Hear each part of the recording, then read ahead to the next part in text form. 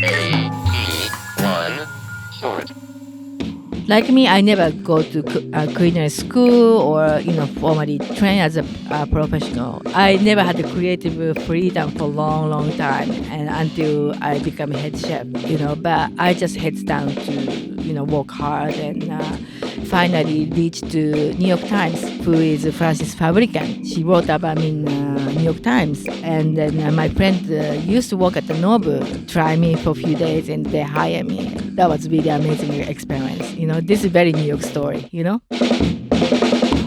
How I started as a chef job. So way back 25 years ago, I just got married to my husband, and so that time, and I was a graphic designer when I was in Japan, but I wanted to change career since I got married, but I don't know what to do, what I want to do, and so at least I wanted to do something for my husband, and I started making bento box every day, and his co-workers started interested in his bento box, and they asked me to make their bento box, and I charged like $10, and I, as a hobby, I started making bento boxes for 1, 2, 3, 4, 5, and then what. It's not a lot, but it was fun to do this thing, and since I didn't do nothing, and so one of the fashion stylists talked to other companies, and then they asked me to make their bento boxes, and then getting bigger and bigger, and finally reached to New York Times writer, who is Francis Fabricant, and I didn't know her name, and talked to my husband, and she's big writer in New York Times, and okay, and I delivered to her, and then she wrote about me in New York Times, and since then, I pursued my career as a chef or cook.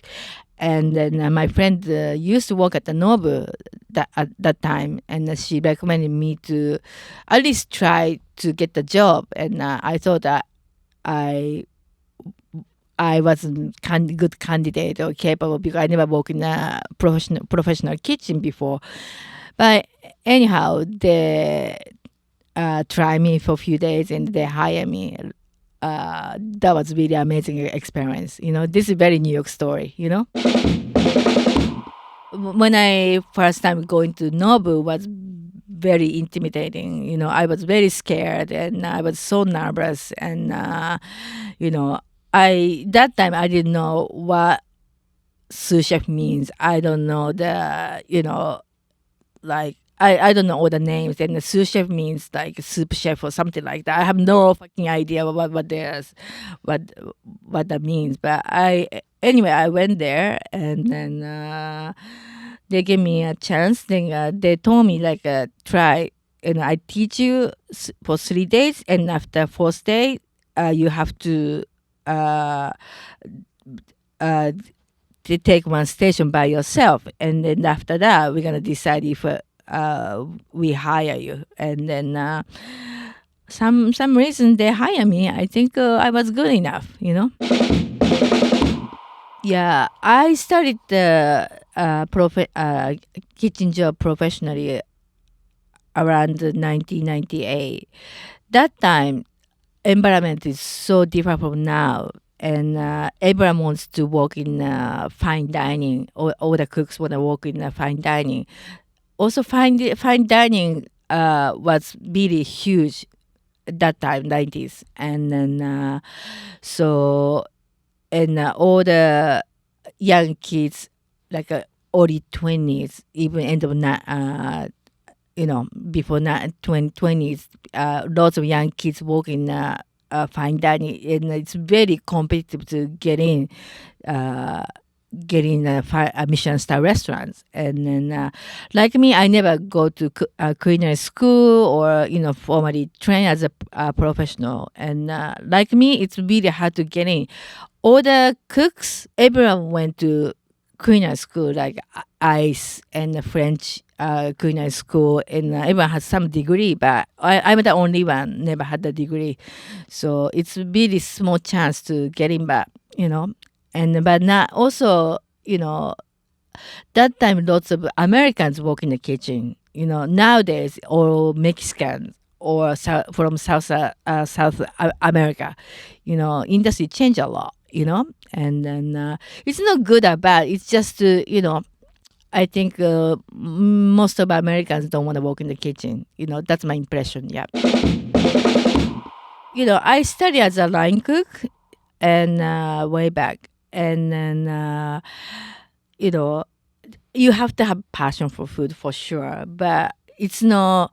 Some people, my friend is good cook in a good, and she should be in a professional kitchen. It's not how it works, because line cook doesn't have creative power or any power to change the menu. Only chef has the power. Always, whatever happens, always yes chef. You cannot say no. When whatever chef demands, he's right. Even he's not right, but he's right always. That's the rule. And I never had the creative freedom for a long time, and until I become head chef, and then I didn't know about it before started working in the kitchen, and that was pretty hard for me. You're creative, you're a good cook. That's not how it works. You have to have a yes chef. Whatever happens, yes chef. You don't argue with chef. He's the god, And then it's like I'm a female. That time, not many women in the kitchen. And obviously, I'm very small figure, and I'm foreigner. I don't think necessarily it was an advantage. It's kind of disadvantage that time. And, unfortunately, I was harassed some places, and racism. I was dealing with a lot of things, and but I just heads down to work hard, and I didn't think I was working hard. That's just something in front of me. I just clear the hurdle, and then set the next hurdle, and I just compete myself. That's what I was doing. I've been executive last 5 years, and I want to change that. The nature of the business, and I have power to do it. I treat everybody equally, even dishwasher to line cook to sous chef. When I come into restaurant, I say good morning to every single person, because some chefs treat dishwasher still badly.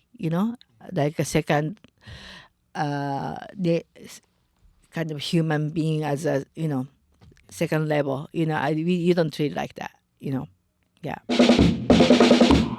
I think still I have to talk to clients, for example, what they want. It's a little different from restaurant. Restaurant is the same thing again, same dishes, but each client have different desire what they want to eat. So that was fun part.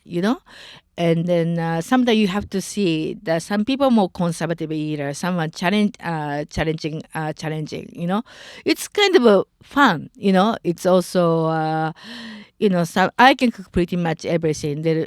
Japanese. My strongest one is Chinese, and I've been cooking Chinese. I can do wok, and then I do Asian food pretty well, and I have a little bit of trend like French and Italian also a little bit, and it's not my strongest, but I can do it also. Yeah. I have a little bit similar business concept actually for next year. Yep. Yeah, it's not exactly the same, but I have to use all the whole experience in the past 20 years. And, I was thinking, why I'm so different from other Japanese chefs in New York, and why I'm different from other chefs. What's my strengths? I've been thinking about, I'm very different from typical Japanese male chefs from in New York. I'm very different. And then I'm have used imagination, creativity, and I know how to run the kitchen. I know how to do the numbers, and this is my asset. I can do pretty much everything, and then I have to use the asset. I know a lot of people, chefs, and people just Akiko can I cannot take this job, so they forward it to me sometimes, and also not many Japanese people don't do this job, private chef job. No many. So something Asian, food.